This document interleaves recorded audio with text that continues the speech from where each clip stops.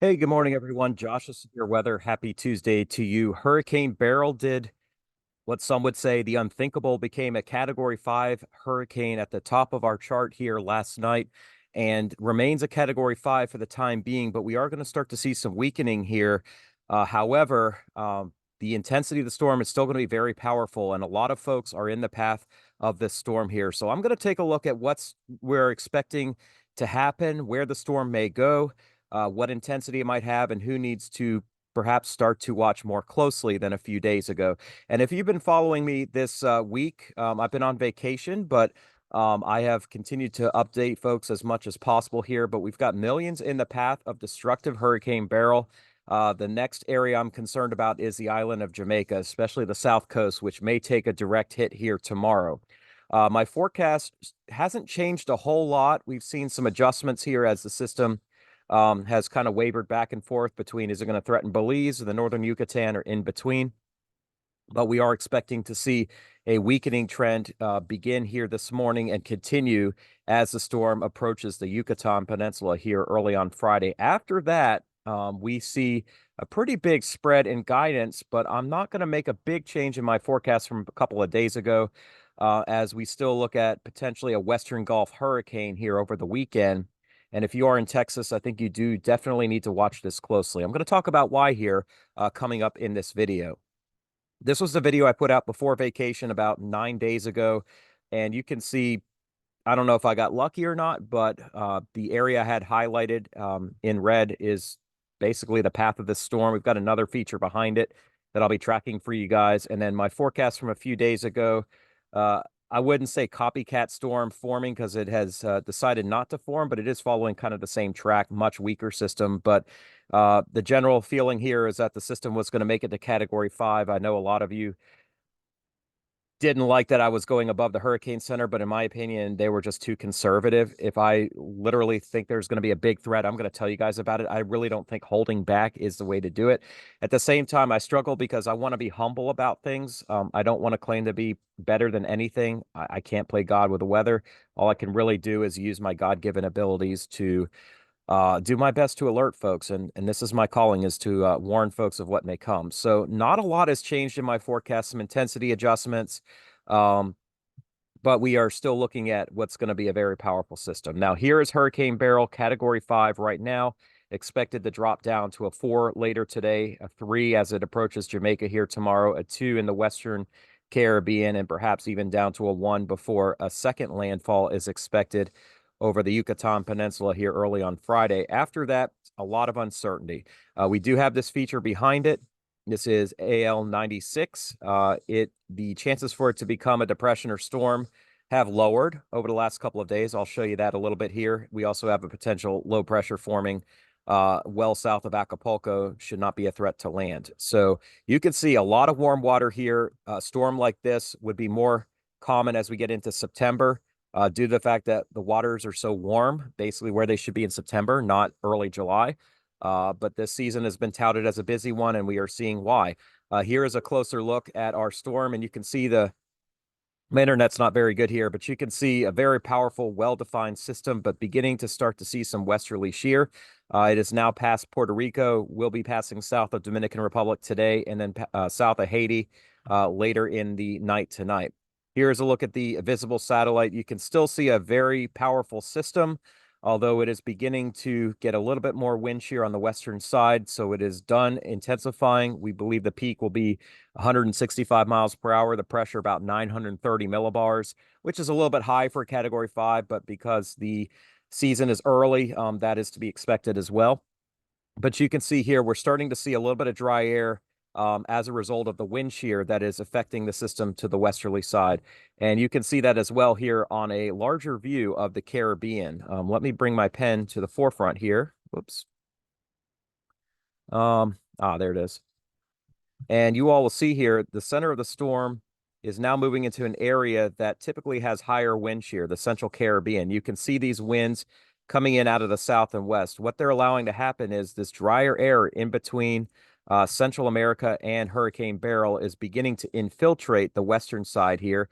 And as a result, the storm is probably going to be going through an eye wall replacement, which will create some weakening in the core of the system, maybe create a new eye wall here. Not maybe, it will definitely create a new eye wall. And as it does so, we are going to see kind of a different looking storm by this time tomorrow, but still one we need to be very mindful of if we're in Jamaica. Now, generally speaking, the track is gaining some latitude, but it will stop doing that. And the big question mark is how close to Jamaica does it come? There's some spread with models taking it right over the island, others making that bend a little bit farther south, but the official forecast is very close to the coast of Jamaica. You're going to be impacted nonetheless. After that, we're going to track every little jog to the north and south.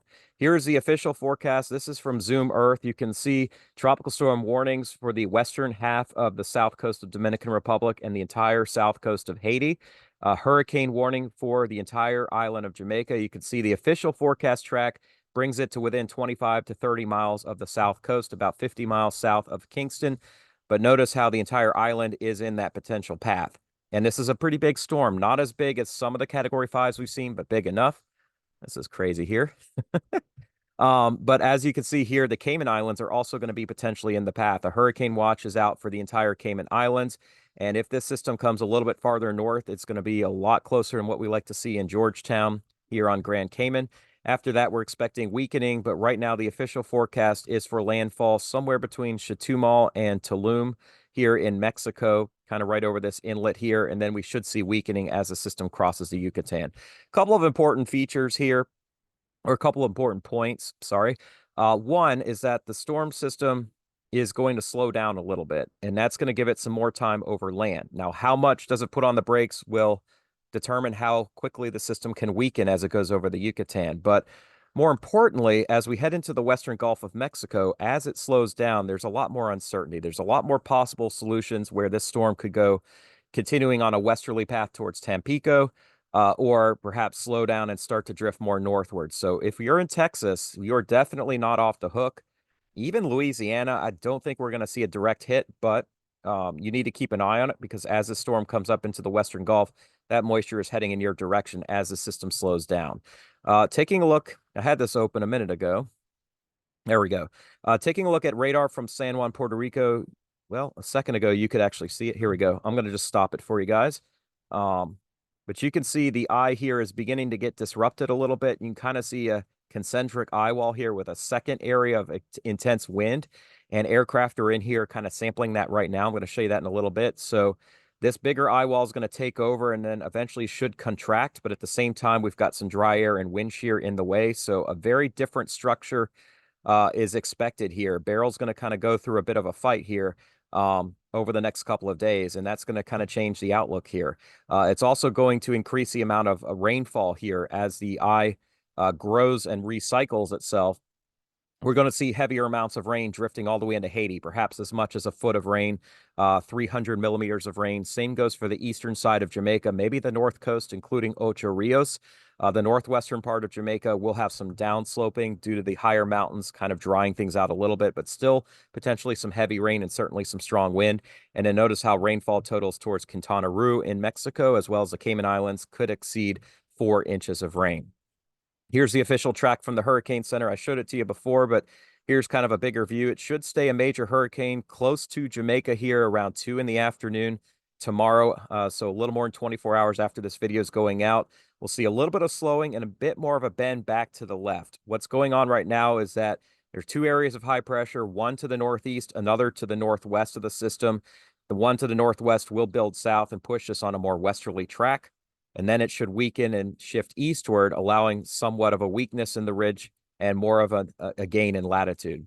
You can see where the winds were strongest. Hurricane force winds impacted the Grenadines, Grenada, and even very close to Tobago and Barbados. But really kind of a relatively small area that had the intense winds as this moved through yesterday as a Category 4. Now, what we're going to see, our winds will start picking up in the morning in Jamaica. Strongest winds should be in the afternoon. A high likelihood of tropical storm force winds, a pretty good chance of hurricane force winds as well here. And then as we move closer to Thursday night, we will see winds picking up on the Yucatan Peninsula and maybe in Belize as well. As we head into Friday, winds should be weaker over the western Gulf. The system is going to weaken over land, but it will have an opportunity to potentially strengthen back as we get towards early this weekend. Hurricane hunters are flying through the storm.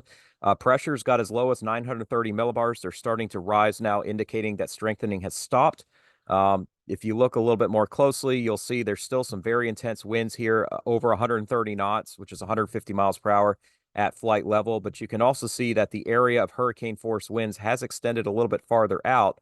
You can also see there's a little bit of dry air starting to get in here. So we're going to see some structure changes. There's also another plane going through, and what you can see here, if I can get my pen out for you, is that the center is now here. So it is not losing latitude. It's actually gaining latitude and heading generally in the direction of Jamaica. Now, where this bend back to the left occurs is going to be huge. A shift of 20 to 30 miles is going to make all the difference for what happens in Jamaica. It's also going to make a big difference in the future of this hurricane, because if the hurricane spends more time over land, its center will be disrupted. It will weaken, but it will also, unfortunately, be a major player here for Jamaica and cause some significant damage. We haven't seen a storm this intense go through Jamaica since probably Hurricane Gilbert. I don't want to say this is going to do the exact same thing because it is expected to weaken here due to this wind shear, but certainly a very intense system. Model guidance ensembles have shifted a little bit more to the north here, closer to Jamaica, unfortunately, here. And you can see that the black line is the average of all of the ensembles, and it has shifted northward over time. You can also see in the Gulf of Mexico more of a bend to the north. Now, this does not necessarily mean we're going to see a hit on the Texas-Louisiana border. It just means that there's more of a threat to Texas than maybe this time yesterday. It also means there's more of a threat to the Cayman Islands and more towards Cozumel and maybe Cancun as well. Less of a threat towards the southern half of Belize and the rest of Central America. There's a lot of spread here. There's a lot of possibilities in where this may go. This is the GFS ensemble, and you can see the operational now takes the storm very close to Corpus Christi. The mean of the guidance brings it a little farther up the coast towards Port Aransas, but there are still quite a few solutions that are taking this into northeastern Mexico, which would bring very heavy rain to deep South Texas and likely some severe weather and tornadoes as well to coastal sections. If you're in Houston, you certainly still need to be watching this closely. If you're in San Antonio, certainly. But obviously the coastal sections like South Padre Island are at most risk if this trend continues. Here's a look at our models from this morning. And again, you see a lot more clustering here in the western Gulf of Mexico and more latitude gain as we head towards the weekend. The time frame for impact is anywhere from early Saturday morning, if you're in northeast Mexico or deep South Texas, to perhaps Sunday or even Monday of next week, if you're farther up the Texas coast.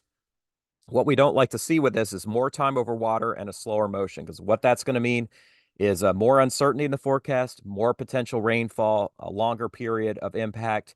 And if you're in the Houston area or the rest of Texas, you know that slowing storms can be a big problem, as we saw that with Hurricane Harvey in 2017. This is probably not going to look the exact same, but it has some similarities in how it may act. But obviously, a lot's still going to change here in the next few days. We are seeing less and less confidence over the longer period here beyond 96 hours. So over the weekend and early next week of where this will go. And so I expect there'll be some more changes. I have not moved my forecast at all yet until I see a great reason to do so. But there is good news in that we are going to see wind shear close to 20 knots throughout the length of the next 4 days over the warmest waters here in the Caribbean. Now, that wind shear does drop when it gets to the Western Gulf. Ocean water temperatures rise. So if this system can maintain somewhat of its core, it does have a chance of re-strengthening as it gets into the Western Gulf of Mexico. We are in a season where we've seen storms very close to land form, like Alberto and recently Chris. And the same things are going to be in play as this system moves into the Western Gulf. There's a lot of ocean warmth, especially over the Caribbean. It is lower across the southwestern Gulf, but it is not zero. So we still have some fuel here for the system to strengthen some more. Here's a look at the upper level pattern. And let me reset this here because I had yesterday's run up. I'm gonna bring on today's. Whoops. Or won't. There we go. And we've seen some flip-flopping in the models here, in that this ridge of high pressure is starting to weaken a little bit more, allowing this system to come a little bit farther west into the Gulf. Let me back this up here. There it is. All right. I have to laugh at myself sometimes because, yeah. But anyway, what you can see here is that the storm system, as it moves into the Western Gulf, it will start to find this weakness here in the ridge of high pressure. You can see this big area of high pressure here over the southeast. How strong it's going to be is going to dictate if this storm feeds into these southerlies, into this weakness, or if it's a little stronger, finds a way to continue on a westerly path. There's a lot of uncertainty in this, and it's just too early to kind of make that immediate call as to where exactly it goes. I still believe Texas, though, is potentially at risk here. The intensity is going to drop off. For the most part, we could see this down to Category 3 by the time we get to morning on Wednesday. How quickly it weakens is going to be huge for Jamaica. There are possibilities it could be a Category 2 if we're lucky. There are also still some chances it could be a high-end Category 3 or even a Category 4. So if you're in Jamaica, I would be preparing for a major hurricane, Category 3 at this point. This system has overachieved, and even though it has hit its peak, it's going to weaken. We don't know quite how strong that weakening trend is going to be at this point. But overall, we should see it continue to weaken even after moving past Jamaica and into the Western Caribbean. If you take a look at the upper level pattern, you will see there's a lot of dry air aloft over Hispaniola, Jamaica right now. So this is going to be a deterrent to any more strengthening. And as a result, we're going to see somewhat of more of a ragged structure here with wind shear and some dry air moving into the western circulation. Now, as the system approaches the Yucatan, it actually has a more favorable place aloft for it to strengthen. But the problem is it'll already have been beaten up by this wind shear, and it will be interacting with land.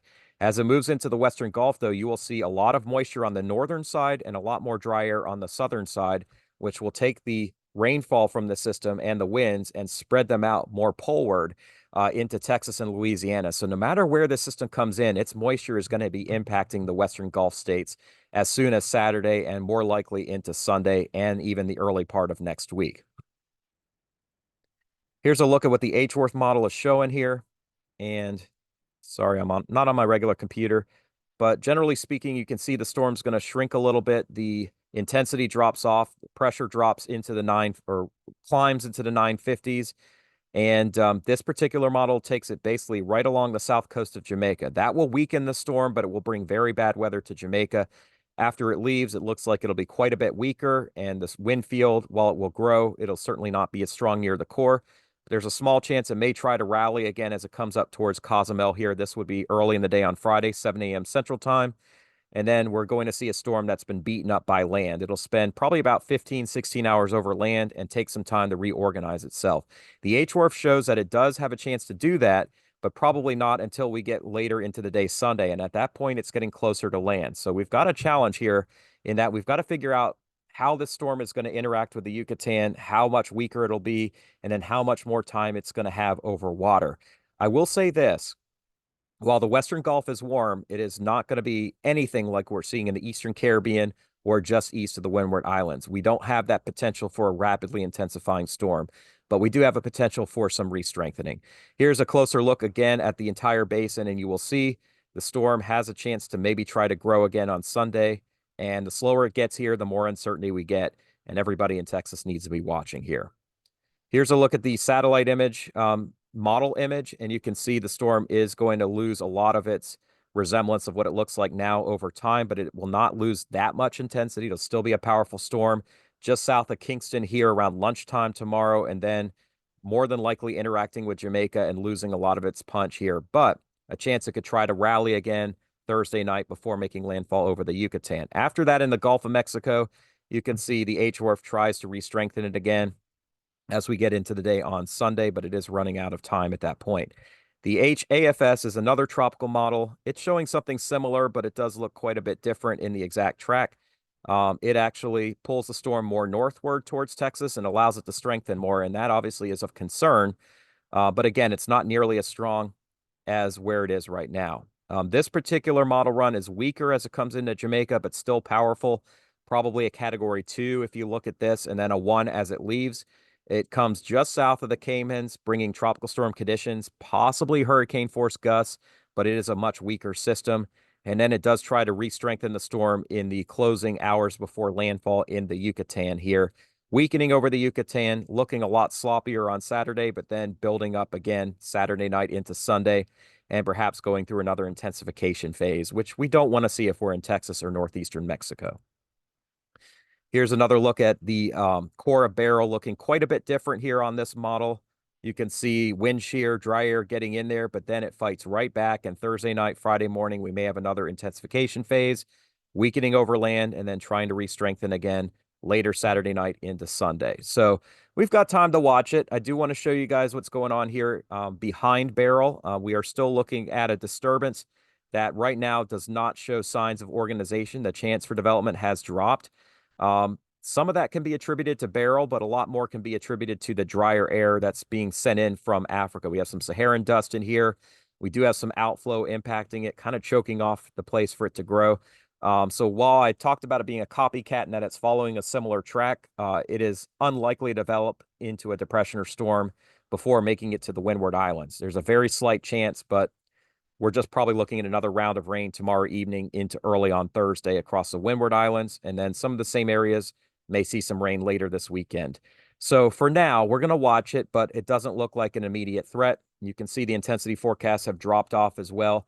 But there's still a chance after this gets maybe into the Western Caribbean that it becomes a depression or tropical storm, but that probably wouldn't be until later this weekend. It's about 2 to 3 days behind its much bigger predecessor, Beryl, but the next name on the list is Debbie. So I appreciate y'all's time today. As always, I encourage you to become a subscriber if you have not done so. I give all the credit and all the glory to God, who has given me the ability to get on this video and try to say some lies and get people prepared for what may come. I do believe this is my gift from God. I know everybody here believes something different, and I respect that. But whatever you do believe, I do pray that you use the best of your ability to bless other people, no matter what you believe, and to be a difference maker. I do want to quote the book of Hebrews, Hebrews 10:23. Let us hold fast the profession of our faith without wavering, for he is faithful that promised. And let us consider one another to provoke unto love and to good works, not forsaking the assembling of ourselves together, as the manner of some is, but exhorting one another, and so much the more as ye see the day approaching. And I'm not going to talk a lot about, God and hurricanes. I know God has created the earth. There are laws of nature. More and more people live in areas that can be endangered by these kind of storms. But if there's one thing I've learned, it's that in the face of disaster, for some reason, we all come together to help one another. And it's a divided world, but God put us here to bless each other. And my call to action is, if you are able to help others around you. That is a blessing in itself, to be able to look after each other. That's what God wants for us to be able to do. He wants us to obviously trust in him because of what he's done with Jesus on the cross, but he wants us to take care of each other in the face of disaster, in the face of adversity. And that's my charge to you. So I am praying for everybody in the path of this storm. I'm praying for you, and I hope you all have a blessed day. We'll talk again tomorrow. See ya.